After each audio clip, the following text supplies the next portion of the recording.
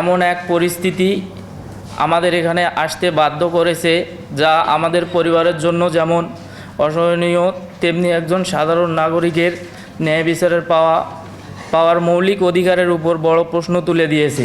আমার বাবাকে ফেসবুক লাইভে হত্যা করা হয়। 11 দিন পার হয়ে গেলেও থানা মামলা নেয়নি। এটি আমাদের জীবনে সবচেয়ে অমানবিক অভিজ্ঞতা।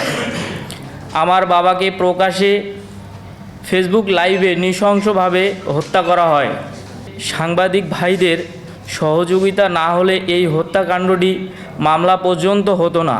জাতীয়তাবাদের সূর্য সন্তান জনাব তারেক রহমানের স্যারের কাছে বাবাহারা সন্তানের আকুল আবেদন, তার বিরুদ্ধে দ্রুত তদন্ত শুরু করুন এবং দলগত ব্যবস্থা নিন।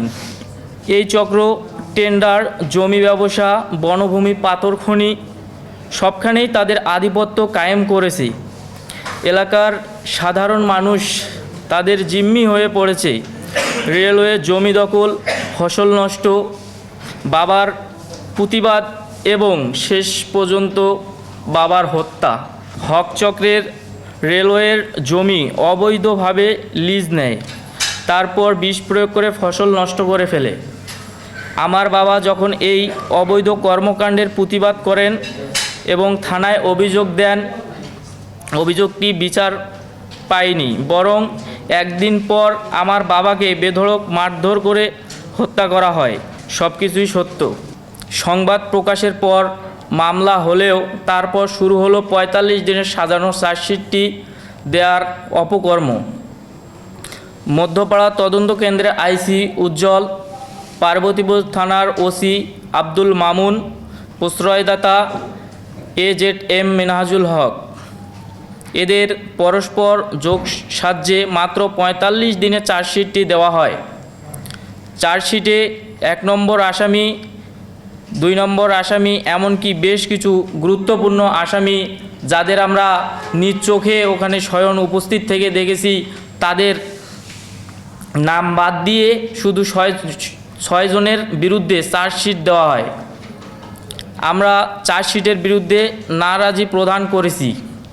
সম্মানিত জনাব জিদান আল মুসা স্যার, আপনি সদ্য দিনাজপুর জেলার পুলিশ সুপার হিসেবে দায়িত্ব পেয়েছেন। আমি যতটুকু জেনেছি আপনি একজন সজ্জন ও ন্যায়পরায়ণ কর্মকর্তা।